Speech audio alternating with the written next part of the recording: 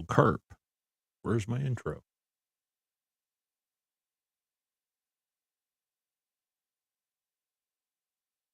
Oh, well, we'll just go ahead and use the quick one.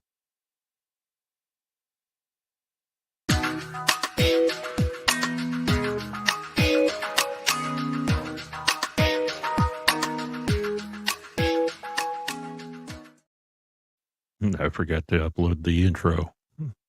Typical problems. Welcome to Late Night in the Grotto. Sorry about last night. About 20 minutes before we were supposed to go live. The internet went out for a couple hours. Fun. But hopefully we won't have any hiccups tonight. So now I've just got a few announcements before we get into the headlines. Weekly video drops are still in the plans, just a bit tight on time. So there are a few delays, but they're still coming.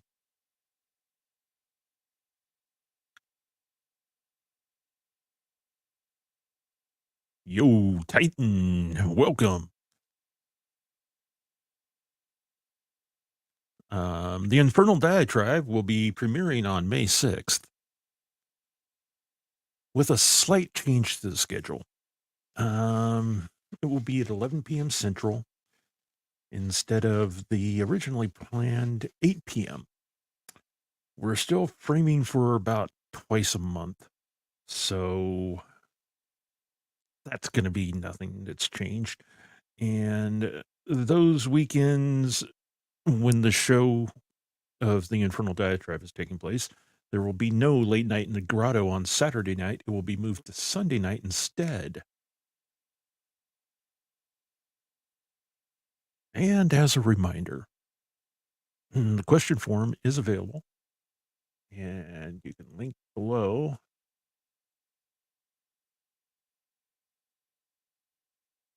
And in the description, take you to a question form on Google, and you can just put in a name and your question, and we'll take care of that during the question and answer section.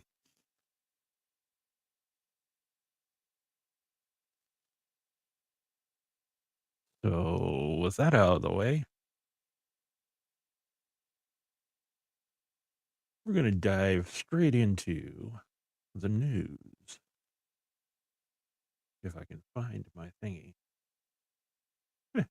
There's always my tingy hanging out. Oh.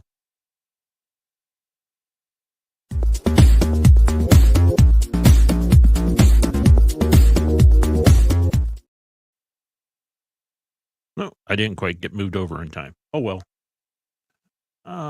So welcome to the headlines. Been a few things that have attracted my attention this week, and that's what I'm going to be getting into. As I get that banner off the screen, and there it goes. So, first headline that got my attention this week had to do with anti-gender affirming legislation that's sweeping across the United States. This has become the fourth year in a row that a new record of the amount of anti-trans legislation is being introduced. In a span of 1 month, number of bills related to this issue has doubled from the previous year. The proposed bills cover various areas, including gender affirming care, education, athletics, birth certificates, religious discrimination, and other related categories, which follows a similar pattern to those previous years, with a whopping 499 fecking bills introduced in 49 states. There's been an increase in measures taken regarding health care, with states such as Kansas, Oklahoma, and South Carolina introducing prohibitions on gender-affirming care that continue into adulthood, allowing bans to affect individuals up to the age of 26. Within education environments, proposals such as Arizona HB 1700 urge parents to report the prohibited and prohibit books that endorse gender fluidity and gender pronouns. Meanwhile, in the same legislature, SB 1001 mandates that a student's pronouns be approved both by the teacher and the guardian. There has also been a surge in implementation. I tried to say that 5 times fast. Implementation of drag bans that specifically target performances by individuals who do not conform to traditional gender norms. Examples of such legislation, again from Arizona, is SB 1026, which employs sweeping definitions such as the use of clothing and makeup that do not align with the performer's gender at birth, along with language like drag shows aimed at minors to imply harmful intentions. These definitions can be vague enough to encompass activities such as story hours at libraries, musicals, and even theatrical presentations of Shakespearean plays. There's a lot of gender bending going on in those, and that is something that they just can't handle. And also this year, been some instances of nationwide anti-trans legislation being introduced. The proposed Women's Bill of Rights.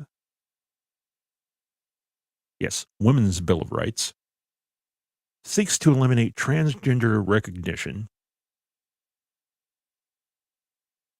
by the federal government by defining sex assigned at birth as immutable as a determinant of an individual's gender, whether male or female. Additionally, the My Child, My Choice Act would impose educational constraints nationwide that are similar to those already found in various states across the country. Many of these have been introduced by legislators that seems to be part of a concerted effort of the extreme conservative religious right that wants to shoehorn in their religious views into our nation's laws wherever possible. All this shows is that one of my favorite philosophers had it right, and his words reign true. It is a truism that almost any sect, cult, or religion will legislate its creed into law if it acquires the political power to do so. That's from Robert A. Heinlein, if you don't know.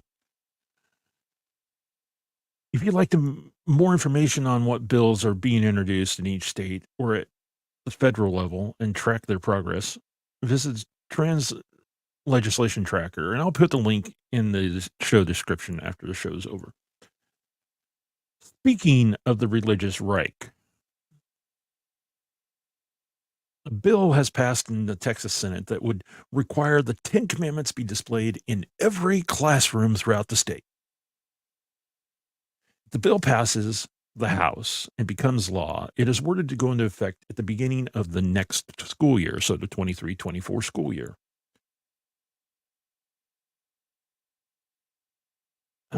Senator Phil Keene, a Republican, let me get this right, has stated in support of this bill that it will help restore religious liberties that were lost. And it reminds students all across Texas of the importance of a fundamental foundation of America. Apparently, the senator doesn't understand the idea that there should be a separation of church and state. And by imposing these kinds of laws, it only leads to weakening religious liberties instead of strengthening religious liberty. Once again, Heinlein's words are echo across the decades to be heard loudly in the face of this type of legislation. I'm sure the senator would be happy. No, let me rephrase that. I'm sure the senator won't be happy until the Bible is required reading alongside teachers leading in prayers as well. And speaking of prayers in schools, coming up this weekend in Boston, Massachusetts, Satanic Temple will be having what it has dubbed to be the Satan Con and claims that it is the largest gathering of Satanists in history. With my opinion of TST being well known, I don't think I need to mention anything about how I feel about them at the moment. But the interesting thing is that it happened out there is a call from the Archdiocese for prayer and a gathering of the faithful at local churches and other places of Christian worship, and to avoid public protesting of the event to dissuade drawing attention to it. They've also requested that parishioners be vigilant and ensure protection of the tabernacles and during the distribution of the Holy Communion, in case anyone attempts to steal or desecrate the sacrament. According to the Boston Pilot, parishes have been encouraged to reach out to the local police or officers that might be members of the congregation and communicate with them. Special copies of prayers appropriate to this matter are being published, and especially the prayer to Saint Michael are encouraged. What I find amusing about the whole thing is the fear of the Holy Communion and the vessels that house it might be desecrated at this time by Satanists. Obviously, they are unaware of how much Satanists wouldn't give a fuck about those things. And if they want to use the communion wafers in some ritual, it's a lot easier to get them on Amazon. And as far as this being the largest gathering of Satanists in history, I beg to differ. We'll have plenty of pseudos in town, but I doubt you're going to have very many Satanists. And finally, since we're on the topic of satanic panic, the list of celebs that are being dubbed satanic is growing. Of course, we all know about Sam Smith and his unholy performances. And did you know that Doja Cat has a satanic tattoo? Well, not really. The image people are calling satanic is actually based on an illustration out of a medieval manuscript depicting artist interpretations of human birth defects and mutations of that time period. Doja gave her fans an art history lesson in response. Taylor Swift and Lil Uzi Vert are also being accused of being in league with the devil. Some in the Christian right will no doubt find evidence linking all people who have gained fame in the entertainment industry of being in bed with Satan. Mostly you can chalk this up to people thinking that the only way to be successful in Hollywood or in the music industry is to sell your non-existent soul to the devil. Just another sign. Satanic panic is alive and well today. Well, that wraps it up for the headlines. Remember, if you stumble across a story you think I might be interested, please leave a comment on this video or share it with me on the Discord. Links to the Discord are below as well. And if I use your idea after I've checked it out, I'll mention who I got the idea to look at it from. And now, on to our feature presentation. If I can get everything to work right.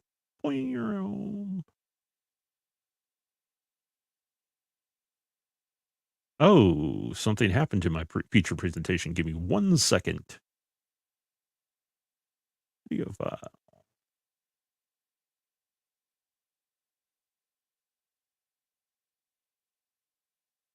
All right, it's probably going to play immediately when I load it, so we'll skip the, and now for the feature presentation.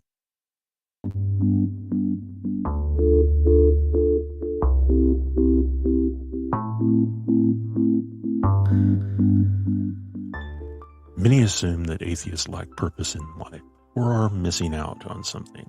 However, atheists place great importance in finding meaning and purpose in their lives, just like anyone else.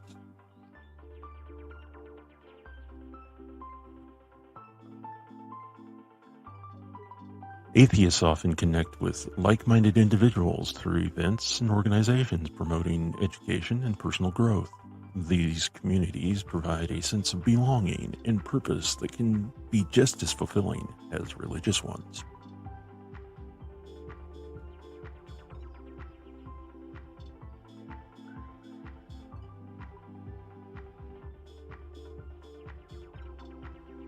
Philosophy plays a significant role in helping atheists find meaning in life.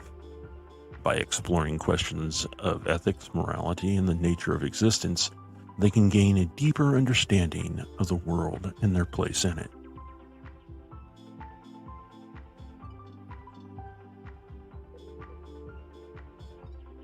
Atheists also find meaning and purpose in nature and the environment. By connecting with the natural world, atheists can experience a sense of awe and wonder that can be just as profound as any religious experience. Through art, music, and other creative pursuits, atheists find opportunities to express themselves and often discover a purpose in living. By engaging in creative endeavors, atheists can find a sense of fulfillment and meaning in their lives.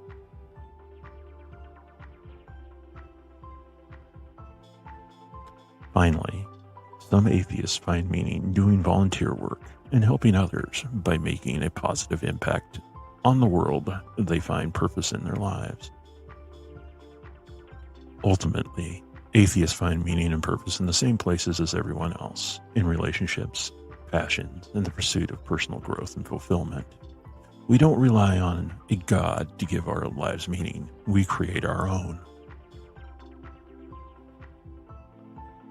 Life without God can be just as beautiful, meaningful, and fulfilling.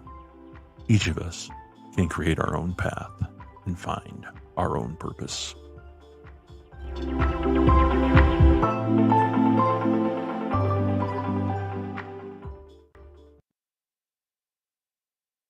So, this goes hand in hand with my entire theme this year of embrace who you are.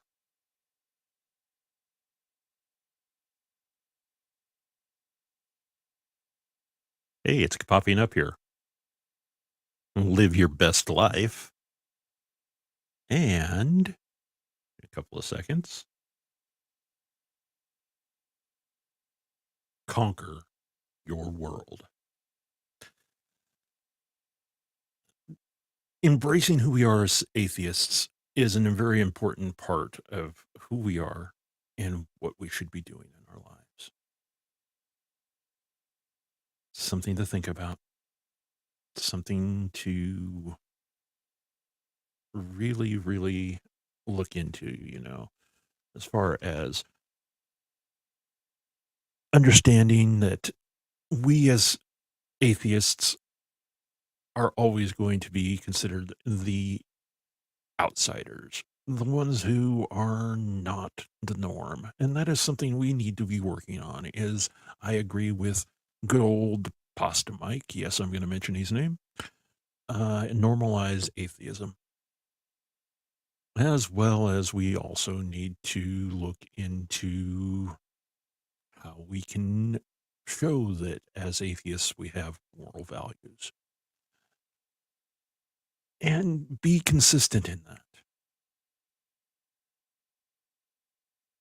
But yes, there is purpose in life, even without a God. There shall always find purpose in anything you do. That's the good thing about being an atheist is we don't have a book that tells us what our thoughts should be, what our morals should be, how we should treat our fellow men and women and other. We need to just be out there and living our best lives that we possibly can and conquering our perceived world. Just need to continue doing that. Well, I hope that you've enjoyed the program so far tonight. If you have any questions, please feel free to put them in the chat. Hopefully everything is working out just fine. I haven't looked to see if we're still going. I should probably do that. And yes, looks like we are, but of course I'm not caught up with the stream, which is normal. So, does anybody have any questions? Is anybody interested in the Infernal Diatribe? I already have two of my three guests lined up. These people are ones that I've met on TikTok. We're going to be discussing what exactly Satanism is to us in the first episode. And things will go on from there.